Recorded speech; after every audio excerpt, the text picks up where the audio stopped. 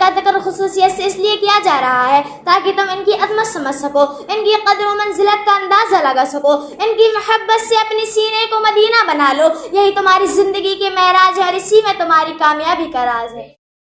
ماشاءاللہ، یہ پہلی تقریر ہوئی۔ اب دوسری تقریر کرنے کے لیے آپ کے بیچ آ رہی ہیں متعلمہ عریبہ نور۔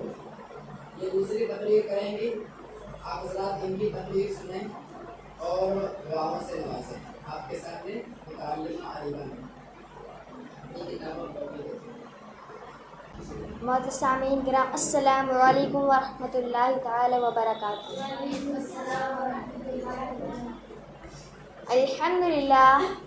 الحمد للہ رب العالمین، والصلاة والسلام علی سید المرسلین وعلی آلہ واصحابہ اجمعین، اما بعد، فاعوذ باللہ من الشیطان الرجیم، بسم اللہ الرحمن الرحیم۔ لقد من اللہ علی المؤمنین اذ بعث فیہم رسولا۔ دیوانے عشق احمد کو زنجیریں سجدہ کرتی ہیں، دیوانے عشق احمد کو زنجیریں سجدہ کرتی ہیں، بیدار مقدر والوں کو تقدیریں سجدہ کرتی ہیں۔ میلاد نبی کا دن آیا، میلاد نبی کا دن آیا، توحید کا پرچم لہرایا، ایسے لیلا بت خانوں میں تصویریں سجدہ کرتی ہیں۔ قیصر کا مکہ کسریٰ کا محل، قیصر کا مکہ کسریٰ کا محل، مائل بزمیں ہے سر کے بل، بنیاد دو عالم آتے ہیں، تعمیریں سجدہ کرتی ہیں۔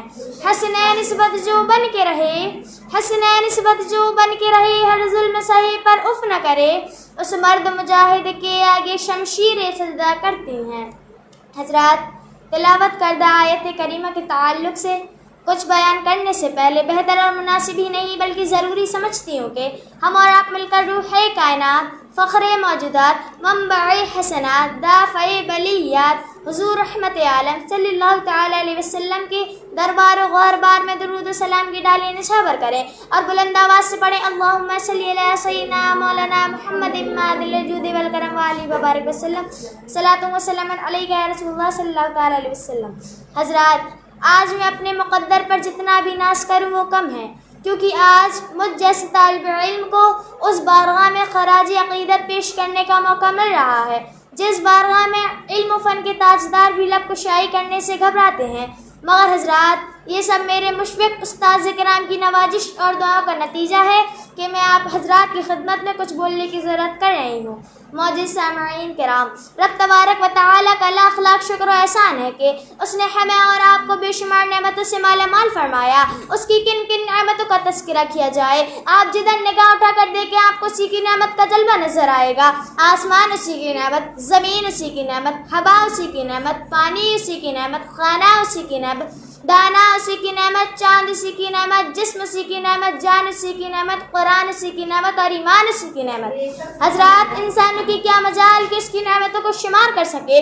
خود اللہ رب العزت ارشاد فرماتا ہے، وَإِن تَعُدُّوا نِعْمَتَ اللَّهِ لَا تُحْصُوهَا۔ اگر اللہ کی نعمتیں گنو تو انہیں شمار نہ کر سکو گے، مگر حضرات رب تبارک و تعالیٰ کا کرم دیکھیے، اس نے اپنے بندوں کو انگنت نعمتوں سے نوازا مگر کسی نعمت پر احسان نہیں جتایا۔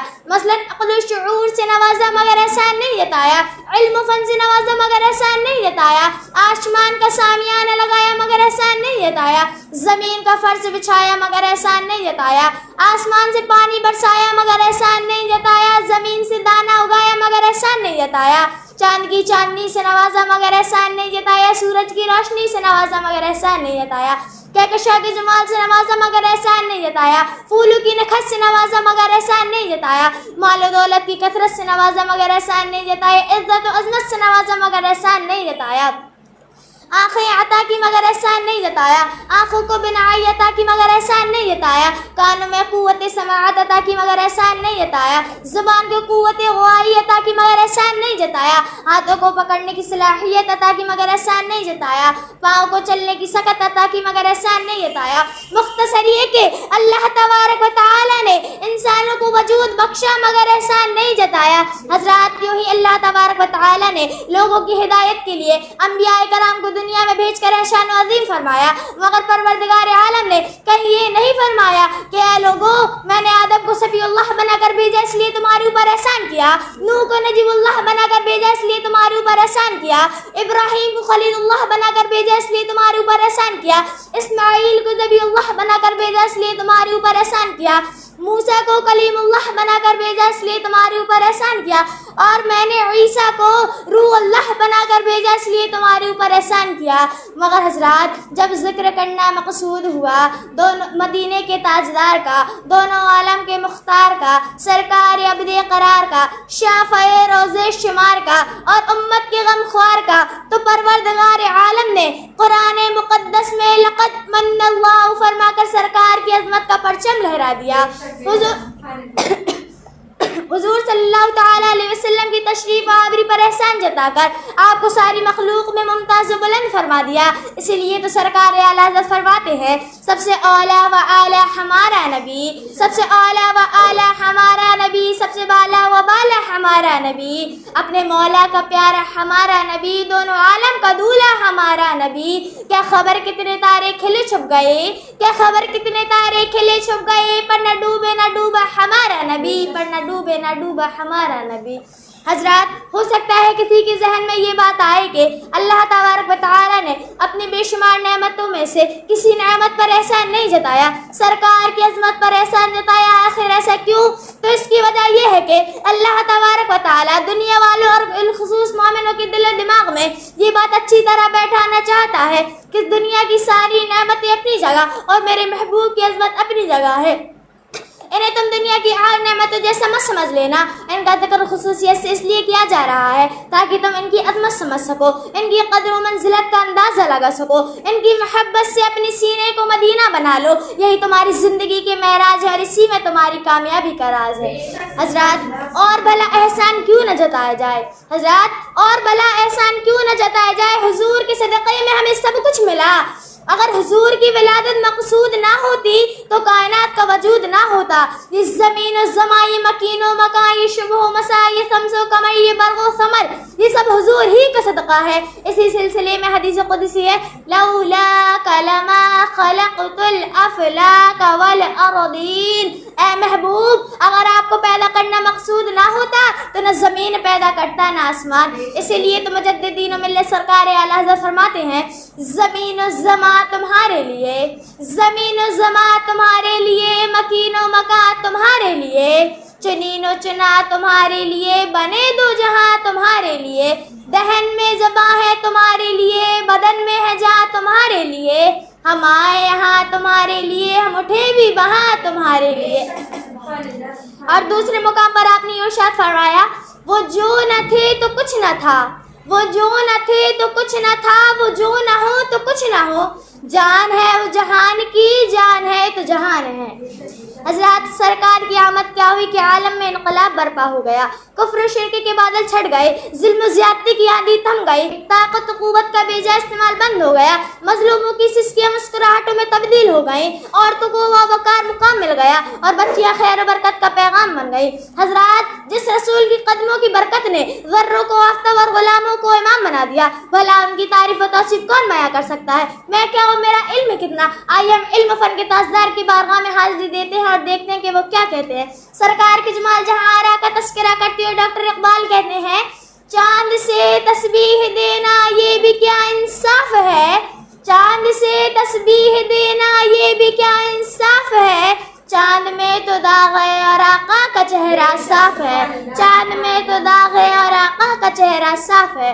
और मुफ्ती आज़म हिंद रहमतुल्लाह फरमाते हैं, वस्फ क्या लिखे कोई उस महबत अनवार का, वस्फ क्या लिखे कोई उस महबत अनवार का, महरूमा में जलवा है जिस चांद से रुखसार का, अर्श आज़म पर फुरेरा है शह अबरार का, अर्श आज़म पर फुरेरा है शह अबरार का, बजता है कौनैन में डंका मेरे सरकार का।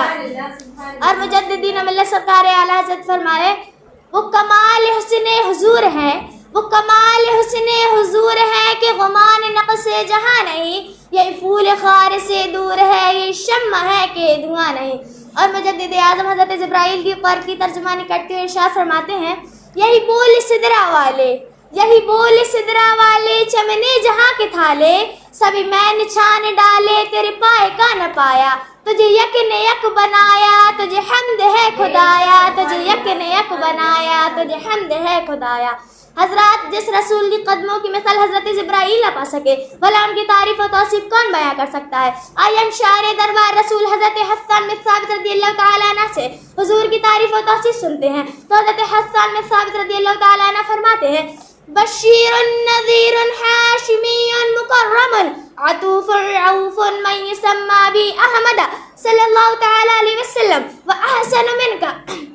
وأحسن منك لم تر قط عيني وأجمل منك لم تلد النساء خلقت مبرأ من كل عيب كأنك قد خلقت كما تشاء۔ یعنی حضرت حسان بن ثابت رضی اللہ تعالیٰ عنہ فرماتے ہیں: یا رسول اللہ، آپ سے زیادہ خوبصورت میری آنکھوں نے کبھی کسی کو دیکھا نہیں، آپ سے زیادہ حسن و جمال والا کسی عورت نے کسی کو جنا نہیں، آپ ہر عیب سے بری اور پاک و صاف پیدا کیے گئے، گویا کہ آپ ویسے ہی پیدا کیے گئے جیسا کہ آپ چاہتے تھے۔ اور فارسی کے ایک شاعر محمد الدین تبریزی نے فرمایا تھا: ہزار بار بشویم دہن ز مشک و گلاب، ہزار بار بشویم دہن ز مشک و گلاب، انوز نام تو گفتن کمال بے ادبیست۔ یعنی یا رسول اللہ، اگر میں ہزار بار بھی اپنا منہ مشک و گلاب سے دھو لوں تو بھی آپ کا پاکیزہ نام لینا ہمارے لیے بے ادبی ہے۔ اور صرف اتنا ہی نہیں بلکہ اگر ساری دنیا کے درختوں کی شاخوں کے قلم بنائے جائیں اور تمام دنیا کے سمندروں کے پانی کو سیاہی بنائی جائے تو تمام درختوں کی شاخوں کے قلم بنانے میں